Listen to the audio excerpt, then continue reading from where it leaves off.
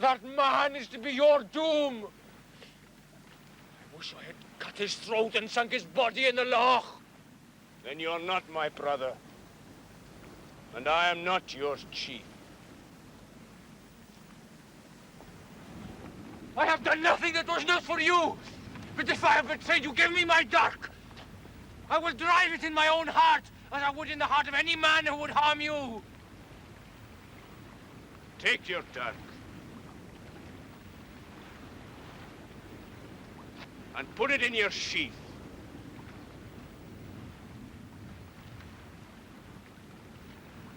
I forgive you, Lachlan.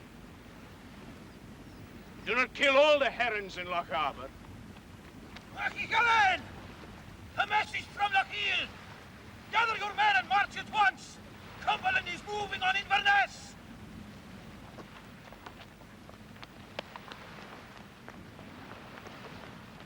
13th of April, 1746. The impossible has happened. The Duke of Cumberland, with government troops, has crossed the River Spey. He's met with almost no opposition and is now moving at speed north to Inverness. The army of Prince Charles Edward Stuart is at its lowest ebb. Most of the money has gone, and the men are close to starving. Loyalty in the Highlands Charles has in abundance, but the people are poor and cannot give what they do not have. Charles is still confident, but he will have to convince his officers, amongst them the powerful Lord George Murray, that the luck and courage of his army will triumph over the calculating ruthlessness of Cumberland.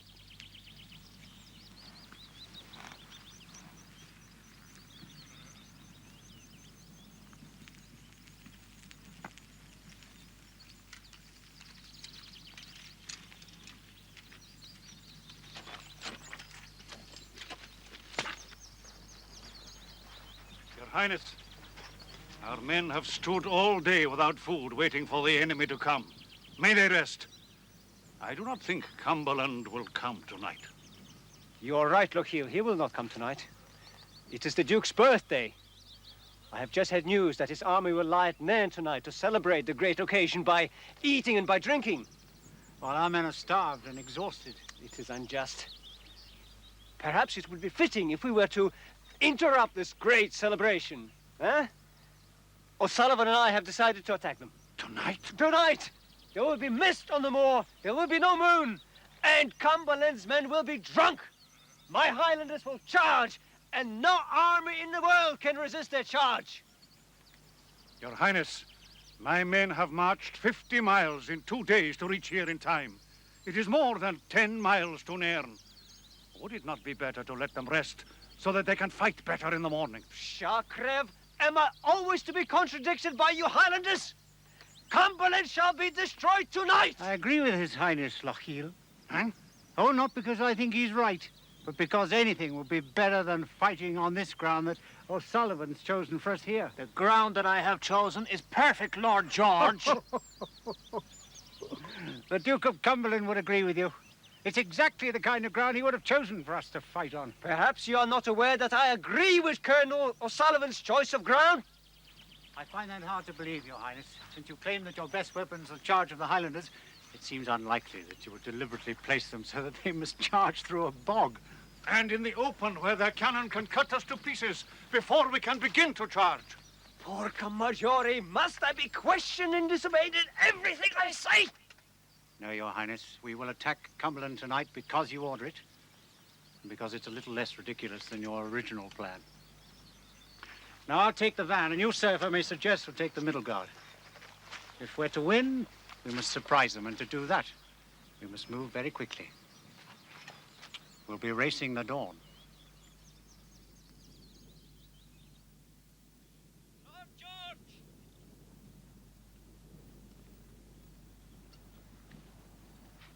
Lord George!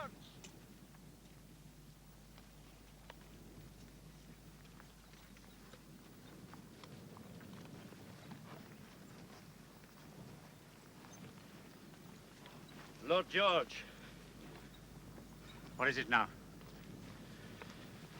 The prince has sent me to order you to wait until the rear of the army catches up. Oh, and the middle too, no doubt.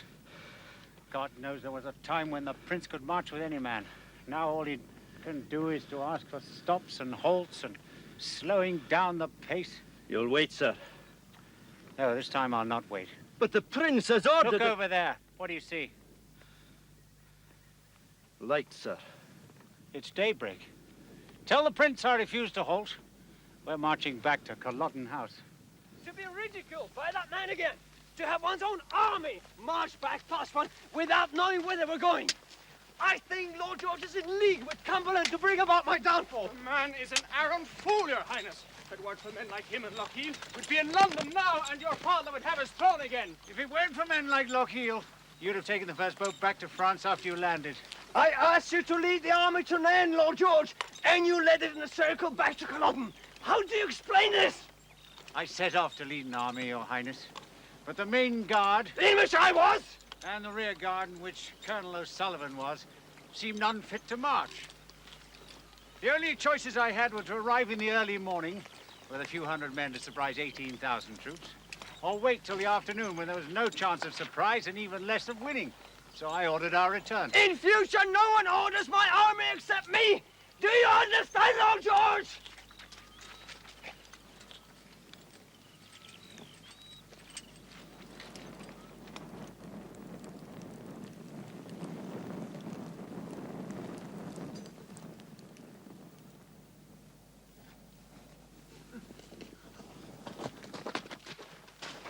Your Highness, Your Royal Highness, you must rise.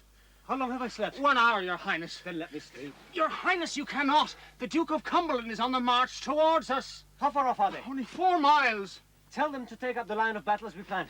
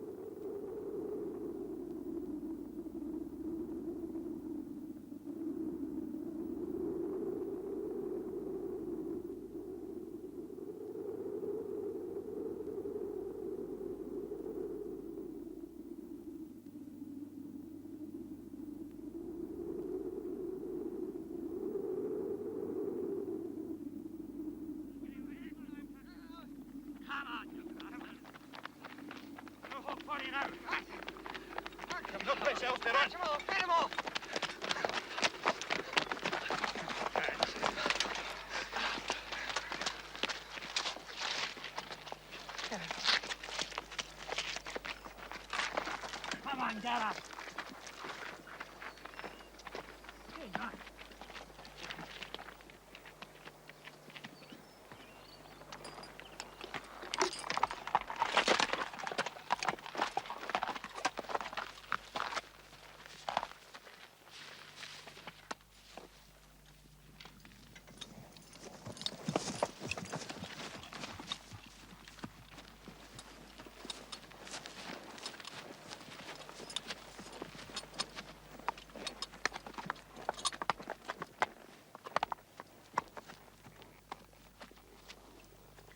Ask this woman if she knows the best way to the Koryavik road. Afen. Afen.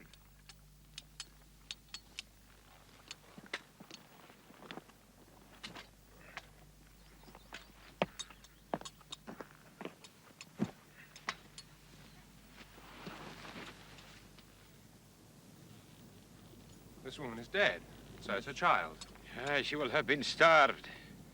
They say there are many women wandering the hills of Lochaber and Badenoch, and there is no food. Why? Because you English from Fort William will have burnt our house and killed our man. I never knew we waged war against women and children. There is war, and there is vengeance. I wish we could bury them, but we have neither the tools nor the time. We'll be lucky to make Major Guthrie's post by nightfall.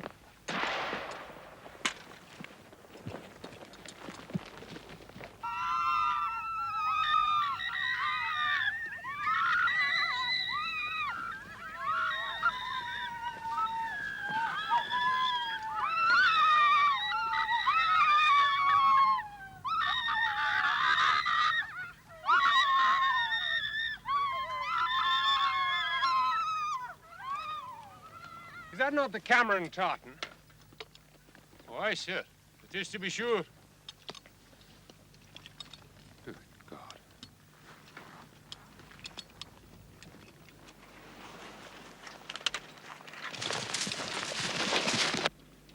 Stop! Stop!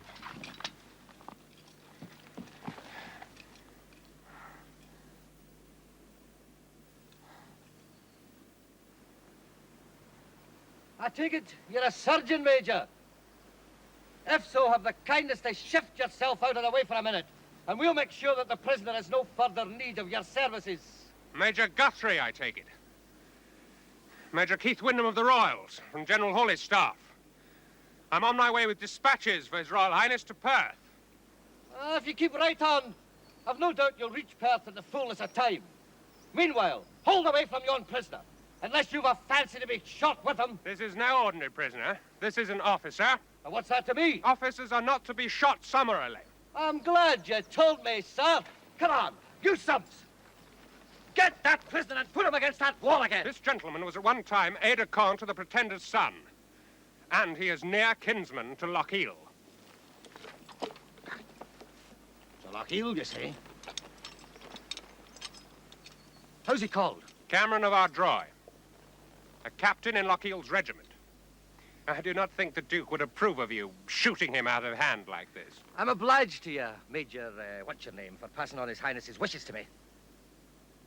Is this the God's truth you're telling me, that yon's kin to Lochiel? May I ask how you know that? I've met him before. If they knew at Inverness he was here... This is no more Inverness than it is Perth, Major. I act here on my own authority. If yon lousy rebel was under the Duke's own protection, I'd have no more regard for it than I thought fit.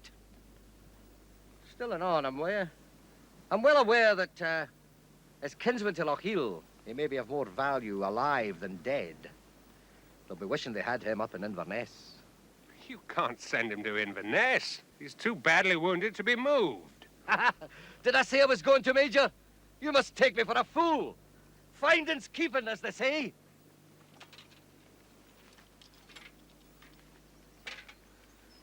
The devil knows how I'm going to transport him, even to my own camp the night. I've nothing to carry him in, and he's not fit to set a horse, that's plain. I'll send a party with a litter for him in the morning. He won't run away, and there's no one left to take him. You're going to leave him alone in that state? For a man in Hawley's staff, you're right tender towards a rebel, Major. But then, you've your own interest to see to, haven't you, Major? Well, if I can't take him, I'll just have to leave him. Unless you prefer me to blow his brains out, Sergeant! Haul the prisoner clear. Then fire all these huts. We'll leave no shelter for the rebels.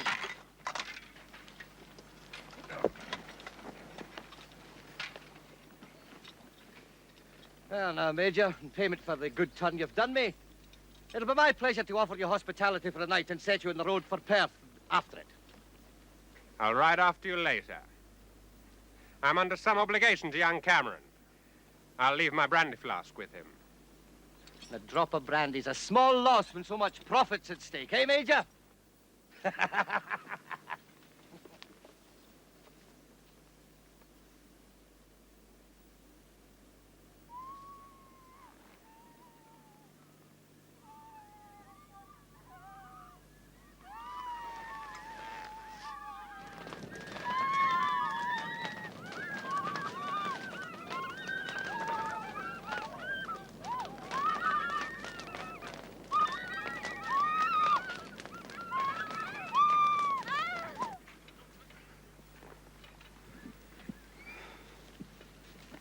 Sergeant. Go and fetch some more bandages and some food. Yes, sir. Dry. Shoot me here. I cannot stand. Dry. Do you not know me? Keith Windham of the Royals. Windham? Here.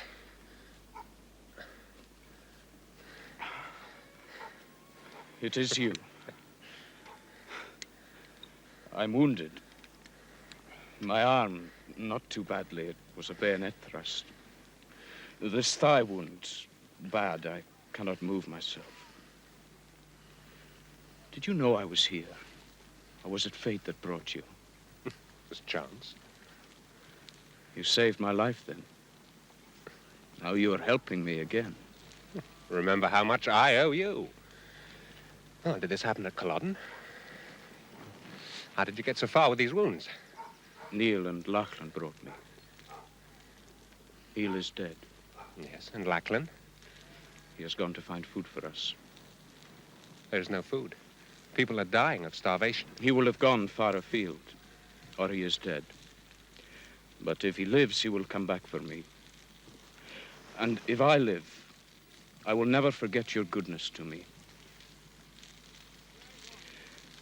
How many times have we met already? 3 times, I think. Yes, 3 times. You know that before ever I met you, old Angus predicted that our lives would cross 5 times. Then we will meet again. I hope it may be under happier circumstances. Thank you, Sergeant. I shan't be long.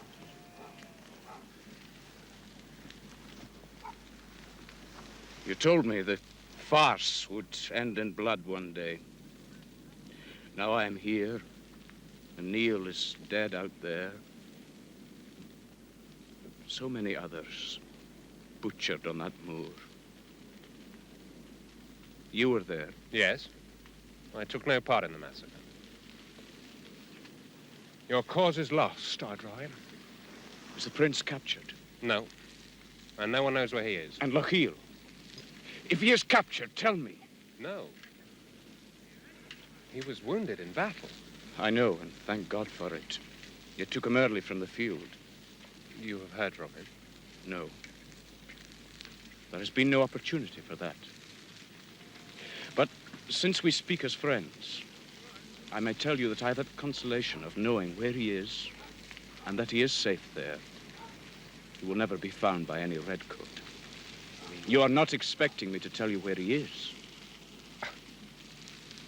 Of course not. Well, sir. Did your friend give you any news of Lochiel in return for your brandy? He told me nothing. He hasn't recovered his senses yet. Well, it's to be hoped he has them back before I send for him. He won't be much use to us else. What use do you expect him to be to you? What use? Are you saying you don't know there's £1,000 on Lochiel's head, man? Why else did you lay such stress on his being related to Lochiel? Did you think I thought Cameron would turn informer against his chief? What did you stop us killing him for? Because he's an important prisoner of war. He spared my life when it was his for the taking. And last year, when I was his prisoner... You were his prisoner? After the affair at High Bridge. High Bridge? So it was you that lost all your men along with Scot last August. You're that Major Windham. Windham. Oh, aye, Windham. Oh, I've always wanted to meet you, Major. For I heard it was after that stramash that you were put in General Hawley's staff. We all have our military misfortunes, but we don't all get promoted for them, eh? I find your sense of humour offensive. And if we were both not on active service... But we are. So there's an end of it. If you don't like my jokes, I'll spare you them over supper. I'll make an early start in the morning. I'll forego the pleasure of dining with you. That'll be all the more for me, then. Are you sure your rebel friend won't tell us where Lochiel's hiding hole is? Well, there's no use of us sending for him then, is there? We can lie up there and rot. You know, you lack subtlety. Although Cameron would never answer a direct question, his mind is feverish, and he might inadvertently drop some hint. some valuable hint. He might do that, Lieutenant, show the Major his tent. Well, I'll wish you Godspeed now, Windham, for I'm not getting up early in the morning to see you off.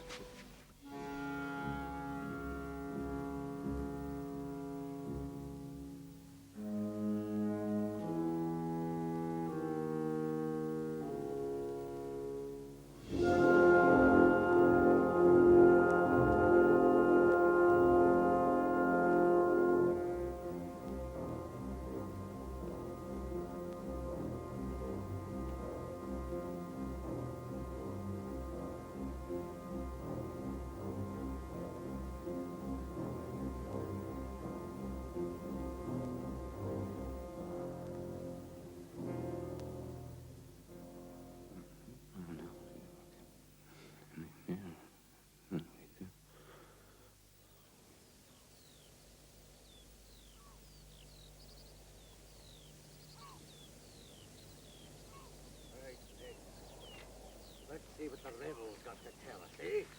Right, so then here. Now, come, hurry along. Here we are. Well, I'm a fine fellow. So you know where Lochiel's skulking, do you? Do you think I would tell you if I did? There's no F about it. We know you do. Major Windham told us. I don't believe it. Oh, why not? Are you saying that Major Windham is not a loyal subject of King George? But you think he wants to see the King's greatest enemy go free, is that it? I don't believe he told you anything about me. He told me you were Cameron of Ardroy. That he'd been your prisoner. How else could I know that? If you remember, I was all for dragging you out and shooting you like a gilly. But after he told me, he tried to steal a march on me by asking you where Lochiel was so that he could collect the £1,000 reward himself. That is a lie. Oh, he never spoke to you of Lochiel, did he? Never asked where he was or whether you knew where he was? You didn't tell him, did you? I hope you didn't tell him because I want you to tell me. Did you tell him? No, I'm sure you didn't tell him, Ardroy. He said you would never answer a direct question from me. But he advised me to keep you by me in the hope that you might drop a hint by mistake. But that's not my way, Mr. Cameron. Your friend's gone off and left us with a dirty work to do. But it's my duty, and I'll not flinch from it. Do you know how I deal with prisoners who have valuable information and won't part with it? From what I've seen of you, I can imagine very well. Oh, you can imagine, can you? We'll see how you like it. Lieutenant, what do you mean to do, sir? To flog this damn rebel till he tells us where Lochiel is. Do you forget, sir, that I am a gentleman? That's not very difficult. The way you look at the moment, Mr. Cameron. Now, before you get better acquainted with His Majesty's leather, will you tell us what you know of Lochiel? Not if you cut me to pieces. Sir, you'll kill the prisoner if you flog him in his present condition. Well, we'll just have to kill him, won't we?